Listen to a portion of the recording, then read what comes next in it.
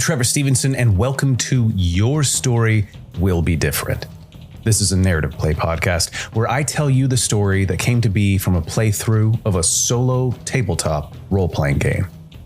For this session, we're playing Orbital Blues: The Wanderer by Soul Muppet Publishing, in which you are a space cowboy reflecting on your long career as a smuggler, a bandit, a thief, and an adventurer. This session definitely has some more adult content, so be sure to check the content warnings in the show description. With that said, let's dive right in.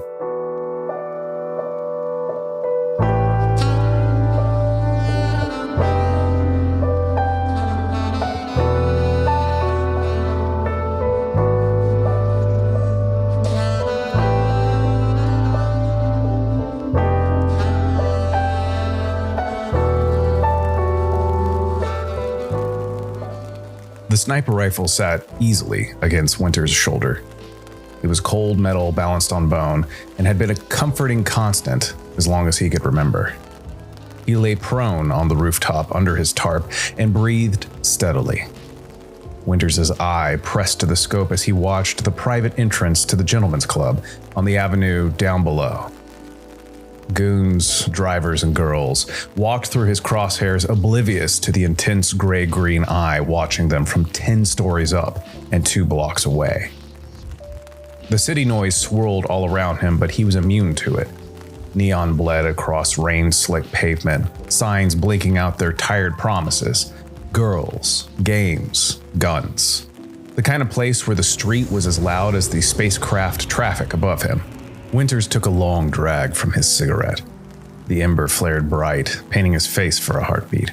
The smoke curled upward lazily before merging into the steam exhaust from the HVAC systems around him. Everyone knew who the smoker was. Not just because he carried a pack everywhere he went, but because he always made a cloud around him. Smoke, fire, gunpowder. Didn't matter.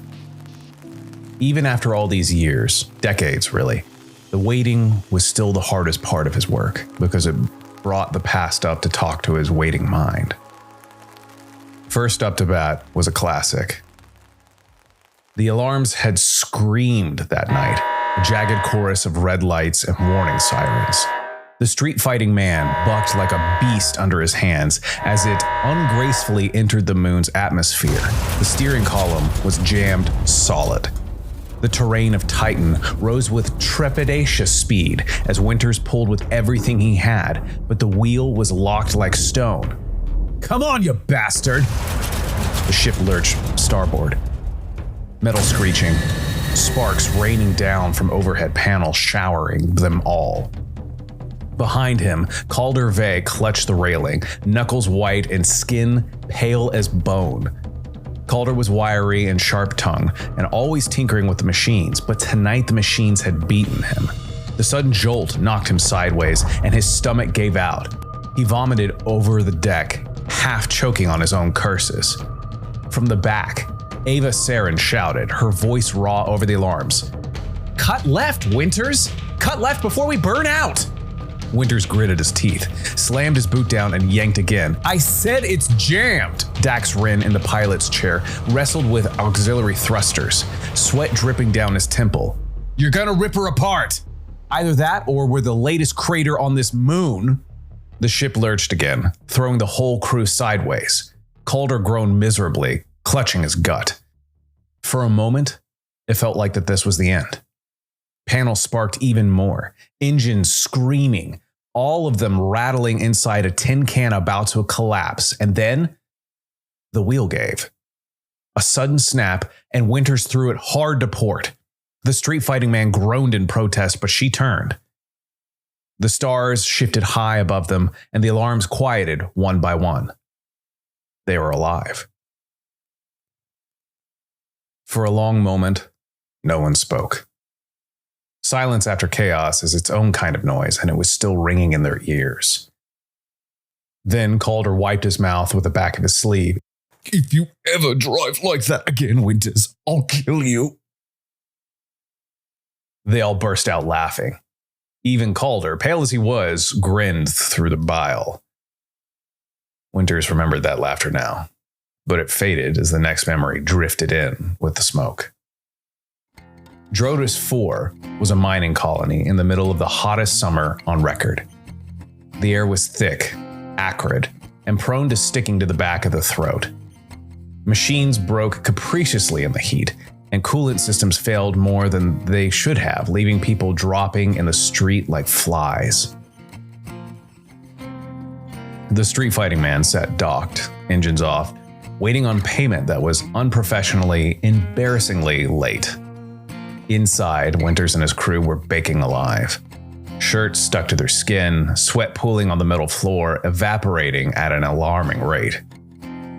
Calder, half delirious, tore the guts out of the broken FTL drive cooler and wired it into a cluster of fans. A Frankenstein's mess of sparks, tubing, and coolant lines hissed like snakes. It rattled. It groaned. It seemed like it could explode at any minute. But when the first puff of cool air hit them, they all cheered like it was a team-building exercise at the racetrack. They sat around, groaning, laughing, fighting over who got the best seat in front of the fans. Ava had her boots off. Dax had his shirt half unbuttoned. Calder waved his hands proudly over his creation. Who needs a repair syndicate when you've got me, the miracle worker? Ava's sweaty sock clapped Calder in the face and silenced his sanctimonious speech before it began. Winters smiled at the memory, and the cold rain pelted his tarp. Through the scope of his rifle, he saw that the crowd near the club's entrance had begun to buzz with excitement. His patience would pay off soon enough, but he still had to wait.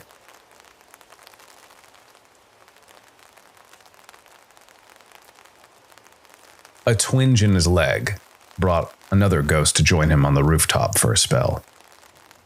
That damned door. It was a transport job that had gone from bad to worse. Proximity alarms were screaming. Smoke was coming in from certain corridors, and the street fighting man was spinning in between asteroids in the belt. They were only one mistake away from being scrap. After two minor collisions, Calder had been caught behind a pneumatic bulkhead and was pounding on the steel, shouting for help.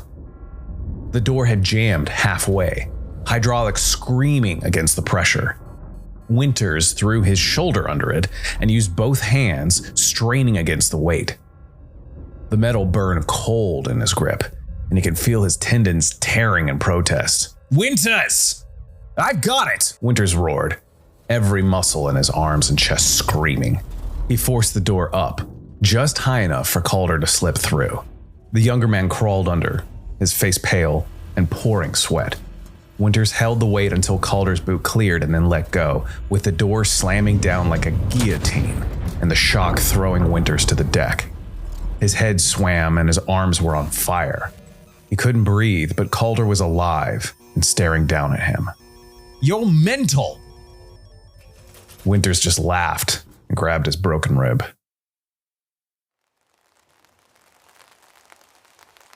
On the rooftop, the smoker blinked smoke from his eyes. The city was still moving, the lights still bleeding, but the target hadn't shown yet. He always recognized the signs of peons getting ready, however. He adjusted the rifle and winced at the familiar growing ache in his shoulder. As he took another drag, Winters shifted on the rooftop, feeling the old ache in his ribs. And the bullet fragment lodged there years ago burned when he held still too long, which means he was never able to forget it. Someone had snitched on the crew's plans. Winters and Ava found themselves cornered in a back alley, staring down the dozen or so barrels of a syndicate ambush. One of the gunners sighted down on Ava and told her to throw out the hull. She told him where he could shove the hull, and he aimed at her wide eyes that were flashing in the dark. Winters didn't think, he just moved. The shot ripped into his side, and fire bloomed in his ribs, and his legs buckled underneath him. He went down hard as the world spun around him. Ava's voice was screaming his name, and the fight raged on all around them. Dax fired wild from cover, and Calder dragged Winters behind the wall. But he only felt a burning and growing wet heat under his shirt. When the smoke cleared, they took him to a cutman who took the bullet out and told him it had shattered, but he'd pulled out most of it. The last fragment stayed as a reminder carved into his bones that spoke to him every cold night and every prolonged still moment. Just like it spoke now, perched on a rooftop, half a lifetime later. Fatigue was starting to set in, and the city lights blurred in his scope. His vision began drifting as his memory took hold again. The bar was dark and quiet, neon humming through the cracked windows. It was a place for men with nothing left to bet but their time. Winters had credits in his pocket that night, a thick stack with enough to buy a life that wasn't paid for in blood every other night. Across from him sat Marrow Kane, older, heavier, and his hands were covered in scars from far too many fights. Kane had been around long enough to know where the road was headed, when it was ending, and when to send someone down a different path. You keep running this outlaw track, you'll burn out. He tapped his glass against the table. Look, kid, I got a line on something steady. Work that doesn't require a gun in your hand every night. You're young enough to walk away from it all, Winters. You should. I wish someone had given me this opportunity when I was your age. Winters lit a cigarette instead of answering. The ember glowed in the dim light. He took a slow drag, exhaled a veil of smoke between them. He had the slip in his hand, a ticket to get out. A different job, a different planet, a quiet corner of the galaxy where nobody knew the name Smoker. But when the time came to sign, his hand stayed still. He folded the slip, shoved it back into Kane's hand, and stood. This life is all I want to know. Kane shook his head. Then it's the only life you'll ever have, and it will be the death of you. Words had always been more painful than bullet shards.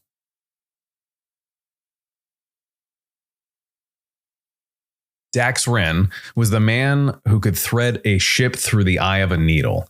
As much as they argued with each other, Dax was the only person he trusted to fly the street-fighting man. The fight started small. It always did. Yet another botched job, a close shave, or a panicked escape, but nerves ran hot. But Winters' pride had razor-sharp edges. You're flying sloppy. You nearly got us killed out there, or worse, arrested. You gave the orders, Winter. I just keep the ship from falling apart under him. Maybe if you actually stuck to your own plans, things would go smoother. Don't blame me for your sloppy flying. If you can't keep her in the air, maybe you're not worth the seat. There are better pilots out there, and maybe you should go back to drinking yourself to death in that bar I found you on Phobos. Dax's jaw tightened. He didn't answer. He didn't shout. He just turned and walked away.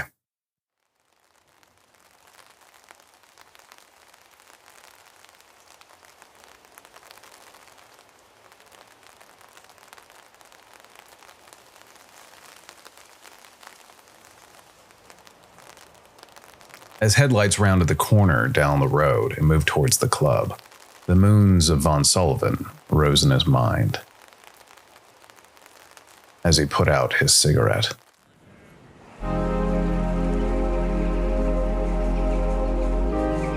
The southern cliffs of Septim's Gate stabbed up to the sky like jagged teeth. He remembered standing on the shoulder of a mountain overlooking a horizon so wide it made a man feel tiny.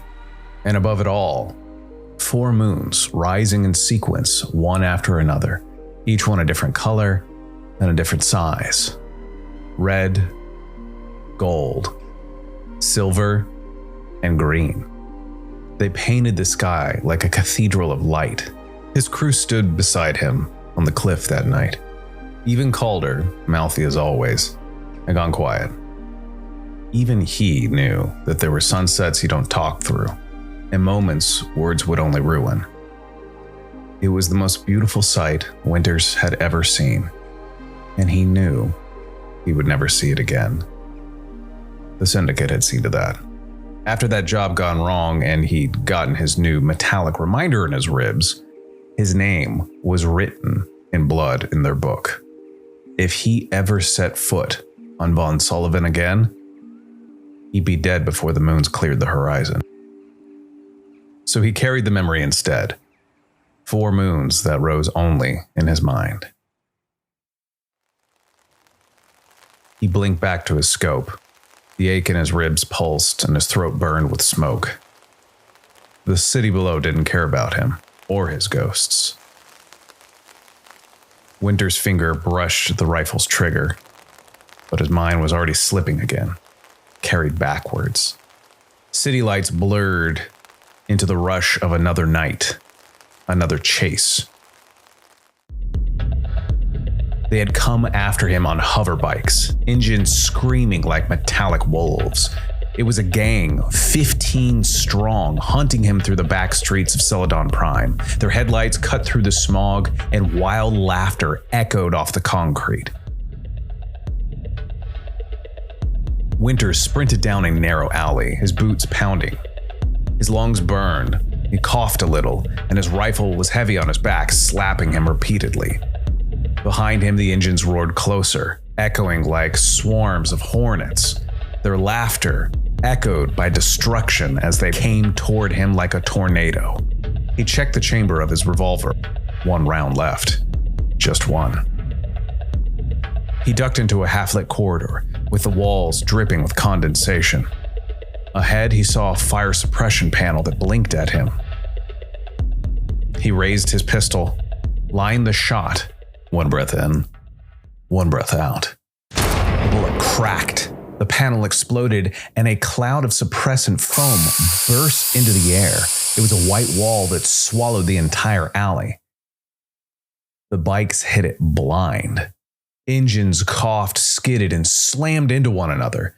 Screams of pain echoed as metal crunched. Winters didn't stay to watch. He was already gone, boots splashing through the haze. Survival. That's all it ever was. Now, luck, that was an entirely different beast. Winters remembered the night he sat at the blackjack table, a cigarette burning low as the dealer slid him card after card. 21. And then later again. And then later again. His credits piled into a mountain in front of him, and the other players stared at him in disbelief. The pit boss eyed him maliciously. For once, the universe had smiled at the smoker. For once, he wasn't clawing for survival, he was actually winning. But luck doesn't stay. Somebody was waiting for him outside the casino. He was a big, scarred, ugly brute carrying a knife that glinted under the flickering neon. Winters didn't fight. He didn't argue. The credits were gone in seconds. And yet still the thug left him bleeding on the curb with a knife wound, but his pride had been cut even deeper. He didn't need to stab him. Winters gave it to him willingly. And yet, that's the face of luck. Winters lit a cigarette with a shaking hand, and blood dripping onto the pavement. Luck had never been his ally. It was just another ghost that passed through when it pleased. Sometimes luck was on his side, though. There was the time with the cannon. He was young still then, still more bone than muscle, nerve sharp as a wire and hungry, both literally and metaphorically. The crew he had signed up with had taken a job that went sideways, as they always seem to do, and enemy ships swarmed around them like flies on a carcass. He had taken a job on a ship called the Blue Rhapsody, and he found himself shaking with turbulence as the shields buckled. Winter strapped himself into the gunnery seat, his first time ever. His eyes were stinging with sweat as his hands flew over the controls. And then the cannon roared. One ship, and then another, and then another. Each exploded in fire and smoke before crashing into the ocean below.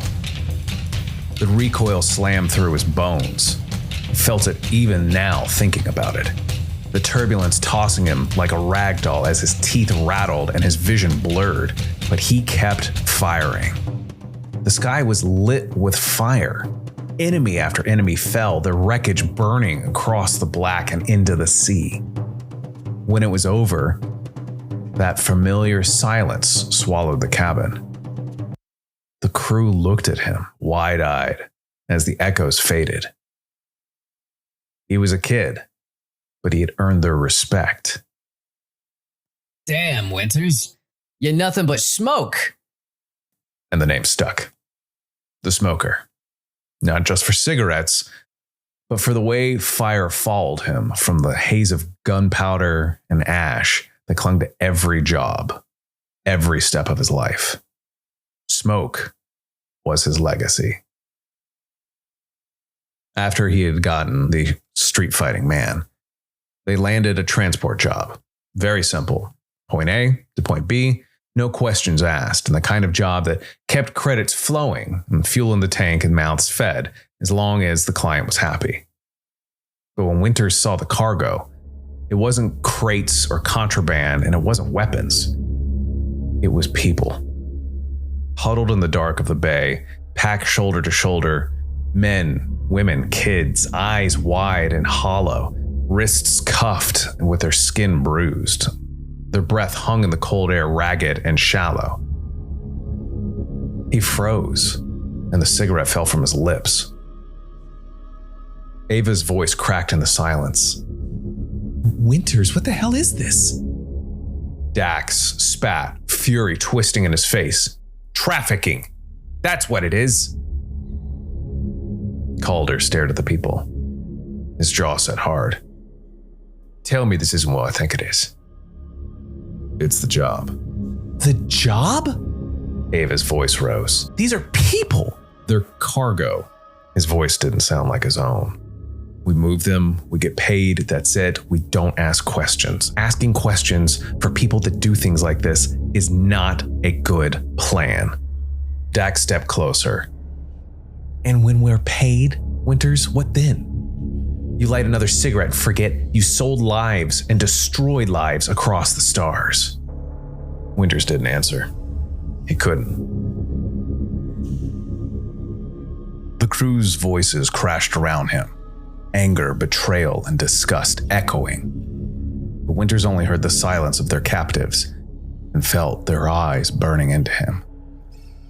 He made the call anyway, and the street fighting man lifted off.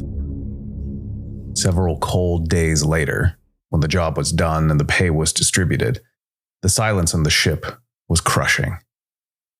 Finally, Calder cornered Winters in the galley. You crossed a line. His hands trembled, but with rage, not fear. You crossed it and you dragged us down to hell with you. You should have reported the whole thing from the start. Winters didn't blink as he lit a cigarette. They would have killed all of us, Calder. And your families, just to make a point. We're alive, and we got paid. That's the job. Calder's jaw tightened, and his eyes burned even further into Winters. This wasn't survival. This was selling your soul. Winters didn't answer. He just stared at the smoke curling toward the ceiling. Calder stepped closer. Next time I see you, Winters, I'll kill you. A minute later, Calder was gone. Ava and Dax left not long after. The ship felt empty after that, like a starship in a bottle. Just Winters and the ghosts of his choices filling his thoughts day and night.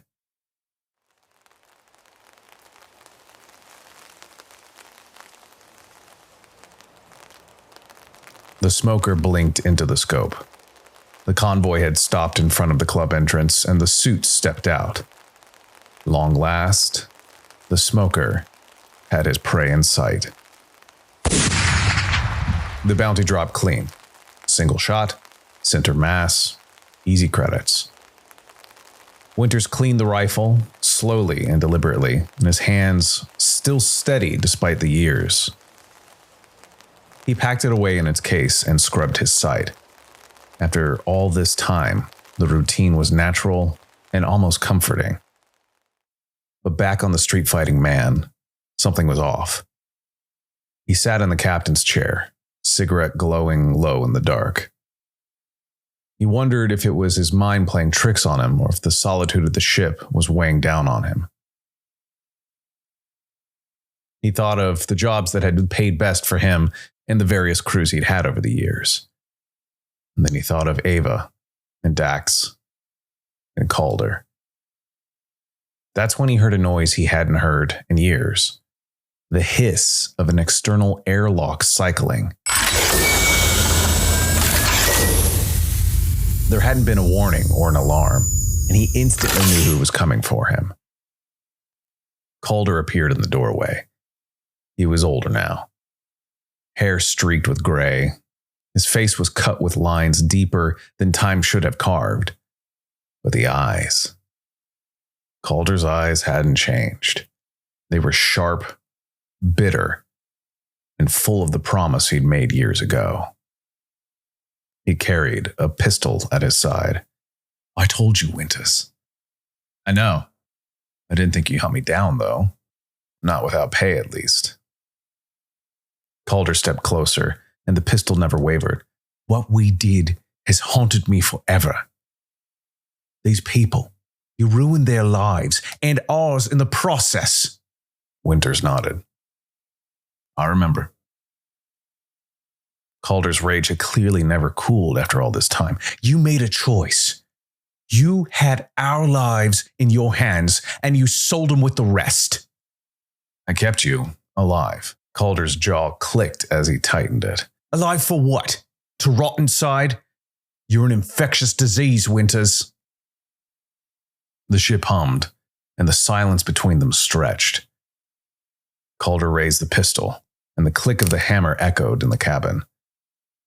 Winters stared down the barrel and then took one last drag. He still had his revolver on his hip, and he knew he had been a better shot than Calder, but that was years ago. He wasn't sure how this would go. Do it. Calder's hand didn't shake.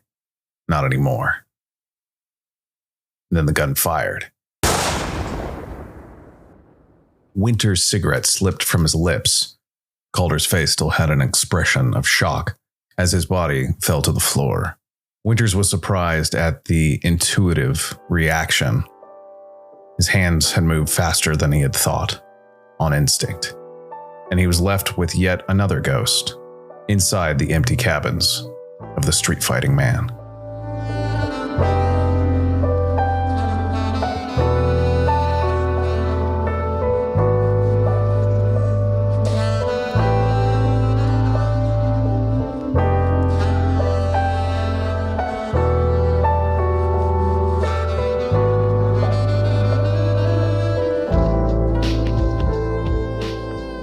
The Wanderer is an expansion on the TTRPG system for Orbital Blues. What's interesting about the difference between the solo version and the actual system itself is that the system for Orbital Blues is kind of heisty in the sense that you're a group of individual specialists working together on a ship to complete missions and heists along those lines, whereas the solo version is all in retrospect. It is all somebody at the end of their career who's reflecting back on all the choices they've made. And as you're going through and answering the prompts, you're kind of revealing who your character essentially was in the past. And all the while you're building up to a final confrontation where your past comes back to remind you of the mistakes that you've done. And as you're going through and playing the game, it's one of the things that's really hard to translate into the podcast specifically is the fact that you are building a soundtrack that reflects on specific prompts and the emotional responses to these prompts that are coming through. And to do, for me, it was very hard because all the songs that I want that I built in my playlist. Clearly, I don't have the rights to play on a podcast on the internet. So I'm going to encourage you, when you go through and play this game yourself, to enjoy building up that experience. And it's going to add that extra level to the gameplay itself. You're also, as you go through the game, as part of answering these prompts, you're rolling for against your attributes to see if you succeed in a specific situation or if you fail.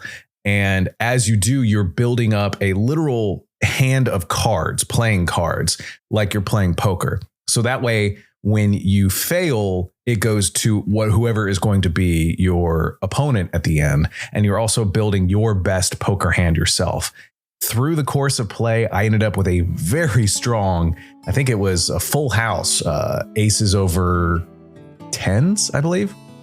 And that was just enough to squeak by against my opponent's hand. And so consequently, as I was building the story about Winters / the smoker and ultimately confronting somebody from his past, I won the conflict and thus ended the story on a positive note. But as you play through, if you don't succeed in some of these confrontations in gameplay, you may have a less strong hand than whoever you are going up against in the end. As somebody who is a lifelong Cowboy Bebop fan, I definitely enjoyed this playthrough. I know that there's an official Cowboy Bebop licensed TTRPG out there, but this is as close as you can get without having to actually, pay for the licensing, I suppose. It's a fantastic time. And I just wish that I could have played Orbital Blues as a group too, because I feel like that is a great way to build your character for that, do some adventures with your friends, and then when you're ready to play on your own and wrap up that character story, the solo expansion is there, and it's a great way to put a nice little bow on that story. Thank you again for listening to Your Story Will Be Different. If you enjoyed this episode or any of the previous episodes from previous seasons, feel free to leave a review on your platform of choice and a 5-star review. If you feel a little digital dollar burning a hole in your pocket, feel free to hop over to coffee.com to put a tip in the jar. For our next session, we're going to go in a completely different and weird direction.